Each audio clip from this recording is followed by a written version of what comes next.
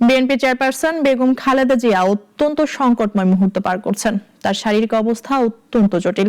শনিবার মধ্যরাতে তার ব্যক্তিগত চিকিৎসক সাংবাদিকদের তথ্য জানান। এদিকে মায়ের জন্য দেশবাসীর কাছে দোয়া প্রার্থনা করেছেন তারেক রহমান। বিস্তারিত রাশেদুল কাদের রিপোর্টে।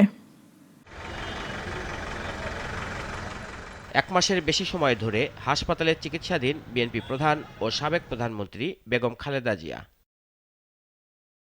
গেল ২৩ নভেম্বর হাসপাতালে ভর্তি হন তিনি। এর ৩ দিন পর তার স্বাস্থ্যের অবনতি হলে তাকে কেবিন থেকে সিসিইউতে নেওয়া হয়। পরে আরও অবনতি হলে আইসিইউতে নেওয়া হয় তাকে। খালেদা জিয়ার স্বাস্থ্যের এমন পরিস্থিতিতে তাকে উন্নত চিকিৎসার জন্য বিদেশ নেয়ার কথা বিএনপির পক্ষ থেকে বলা হলেও শেষ পর্যন্ত তা সম্ভব হয়নি। শারীরিক অবস্থা আকাশযাত্রার উপযোগী না হওয়ায় দেশেই তার চিকিৎসা চলছে।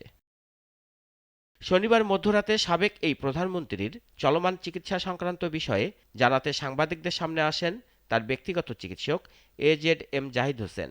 বলেন, এই মুহূর্তে দলীয় প্রধানের শারীরিক অবস্থার কোনো উন্নতি হয়নি, বরং তিনি জটিল অবস্থার মধ্যে আছেন এবং আইসিইউতে উনি চিকিৎসাধীন আছেন।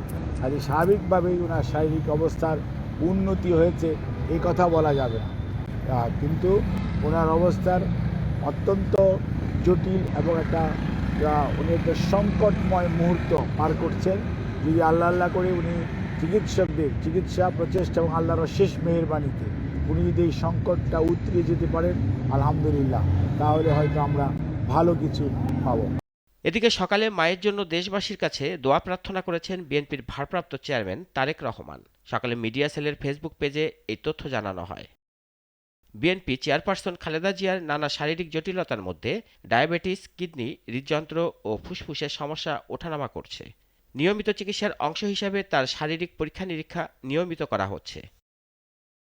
রাশেদুল কাদির, নাগরিক, ঢাকা।